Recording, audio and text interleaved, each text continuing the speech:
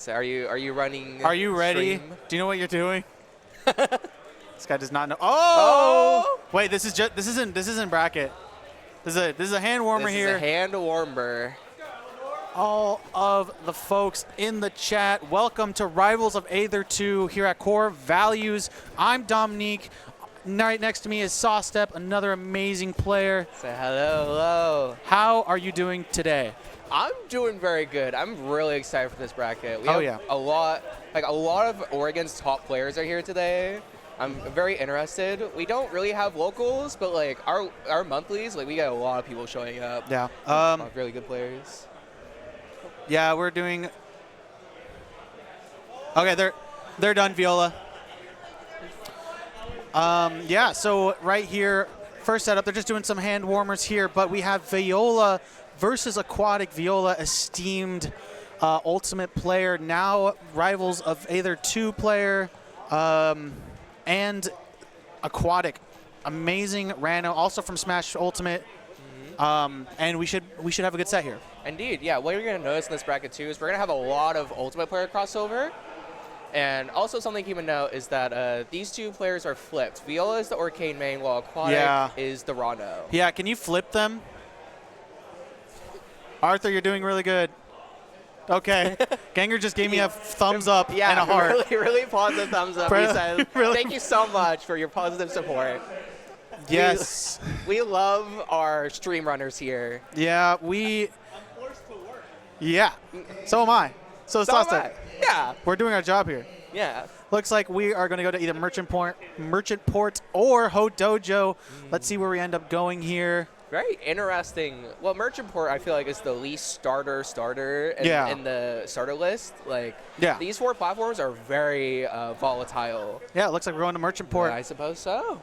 I think this stage is really, really good for Orcane specifically. I think the space with the big amount of no platforms in the beginning, in the middle there, does really well against. At least just does well in general.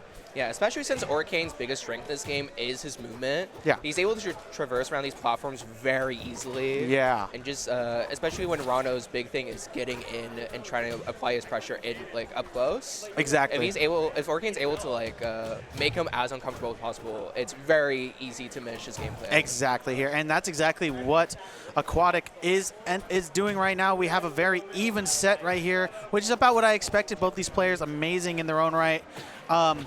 Ranno does really well with early kills with stuff like fair, back air, up strong, stuff like that. And Orcane does really well in the set play here with things like the puddle. And back air also is a really strong kill option. Yeah, I say we'll have to see how Viola kills. That's definitely going to be like the biggest struggle, and that's what I've seen with Orcanes as a whole. Yeah, it's just really hard to capitalize off a lot of these strings. But if you're able to find like a certain weakness with Ranno, it can be a lot easier. Exactly here. The down air up. Oh, was that down strong? Down air down strong there. Really good option there. Actually, I think it true confirms unless you floor hug at the down air, which is it's hard. It's hard. It's really difficult to do, especially in the moment here. But let's see. Aquatic's got Viola off stage here. Doesn't really do a lot with the back or with the edge guard there, but still in disadvantage. Nice side B recovery. It's really hard to time that side B in order to snap the ledge because Aquatic went for that down strong, doesn't connect, but still gets the kill anyways. Exactly. Good even set here. Exactly what I was expecting. Now Aquatic wanting to slow down the game. I think the fact that Viola got that first stock means that I think Aquatic was a little too aggressive. Maybe, yeah. Especially because, like I was saying before, Viola's doing a very good job of applying pressure with movement. Exactly. So, like, if you're feeling like, okay, I can't really get anything started up close, I need to slow down Viola to make sure I get as much room in order to feel as comfortable. Exactly here. Viola here having the advantage here, or Ranno's recovery not doing very well. Back air taking it at 90. Recently buffed move, at least a couple patches ago. Really strong showing there coming from Viola, and now now you're just able to apply so much pressure. Exactly. It's so comfortable in this position. Exactly. Weak hit back air nair, shields the up B recovery. Doesn't get too much of a punish off of it, but that's okay because you're still, it feels like Viola's still an advantage. It's like, especially when Aquatic's not like, okay, I don't really know what to do. Like, I couldn't play it slow, I couldn't play it quick. Like, what other game plan do I really have? Exactly here. Ooh, the back air fast fall. Oh, not dead yet, but pretty close. That was so crucial to get, and Aquatic just wasn't able to get there. Yeah. Now again, just this movement is so hard for Aquatic to move around in. Gets the up tilt though. That up tilt very strong at being crouch canceling. Exactly here, but you know, I don't think Viola is very phased by it. Like the down strong is going to take it there at 110. Viola taking game 1 here in this best of 3. Yeah. Very, very solid game 1 coming from Viola. And I think a lot of it was just like getting that comfortability. That stage pick, I would say, is a lot stronger for Orcane than Ranno, at least from my experience. So I'm very curious where Aquatic will take us next game. I think it's kind of hard because at some point you're going to want to either, you have 2 trains of thought here. You can either go for early kills, so a smaller stage with smaller blast zones, or you can stay with the camping game, bigger stages such as Fire Capital, such as Harbor, but it looks like we're going to slightly bigger stage, Ho Dojo, good platforms, the classic tri-plat of every single platformer ever.